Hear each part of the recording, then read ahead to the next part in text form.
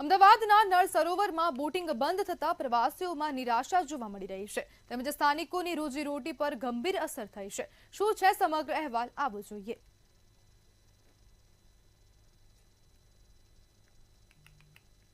શિયાળામાં વિવિધ જાતિના પક્ષીઓ નિહાળવા હજારો પ્રવાસીઓ નળ સરોવરની મુલાકાત લેતા હોય છે। જોકે વડોદરાના હરણી તળાવ દુર્ઘટના બાદ નળ સરોવરમાં બોટિંગની પ્રવૃત્તિને હાલ અટકાવી દેવામાં આવી છે। રાજ્ય સરકારે જળ સંગ્રહ સ્થાનોમાં પ્રવાસીઓની સલામતીને ધ્યાનમાં રાખી સુરક્ષાના કડક નિયમો બનાવ્યા છે।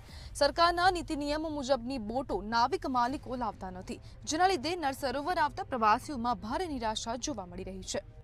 અહીંયા નળ સરોવર જવા માટે આવ્યા છીએ, પણ 2 વર્ષથી આ બોટ બંધ છે, તો તેથી અમારે નિરાશ થઈને પાછું જવું પડે છે, કેમ કે અમારે પક્ષીઓની વિશેષતા જાણવી હતી, પરંતુ આ બોટ બંધ છે। તેના કારણે સરકારને અમે વિનંતી કરીએ છીએ કે તે આ બોટ ચાલુ કરાવે। નળ સરોવર આવ્યા હતા, પણ અહીંયા બોટિંગ ને બધી બંધ છે, તો દિવાળીના સમયમાં બોટિંગ ને બધી બંધ હોવાથી જે આનો નજારો જે જોવાનો હોય પક્ષીઓને એનો એ બધી નજીકથી જોવા મળતું નથી।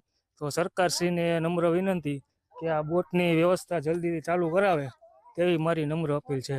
અહીંયા હું 400 રૂપિયા ફીસ આપીને આવી છું, તો પણ અહીંયા કંઈ જોવા મને મળ્યું નહીં, ખાલી આંટો મારીને। સરકારશ્રીને એટલી નમ્ર વિનંતી છે કે અહીંયા દિવાળીનું વેકેશન છે, તો બધા એન્જોય કરી શકે, એટલા માટે આ જલ્દીથી જલ્દી આપણે નૌકા વિહાર ને બધું ચાલુ કરો, એટલી નમ્ર વિનંતી છે મારી। અહીંયા બોટિંગ બી 2 વર્ષથી બંધ છે, અમને એમ કે બોટિંગ ચાલુ હશે, અને અહીંયા જમવાની કોઈ પણ પ્રકારની વ્યવસ્થા નથી કે નથી નાસ્તાની વ્યવસ્થા અહીંયા નળ સરોવરમાં।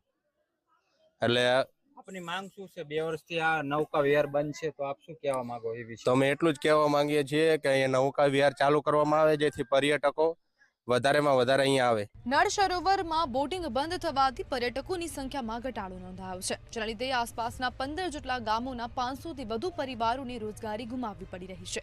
ત્યારે આ મામલે સ્થાનિકો તેમજ પ્રવાસીઓ દ્વારા એવી માંગ ઉઠી છે કે સરકાર સુરક્ષાના પગલાં સાથે જલ્દીમાં જલ્દી બોટિંગ સેવાઓ શરૂ કરે, જેથી સ્થાનિકોને આર્થિક સ્થિતિ સુધરે અને પ્રવાસીઓ આ અદ્ભુત પક્ષી અભયારણ્યના સંપૂર્ણ અનુભવનો લાભ લઈ શકે। બ્યુરો રિપોર્ટ, મંતવ્ય ન્યૂઝ।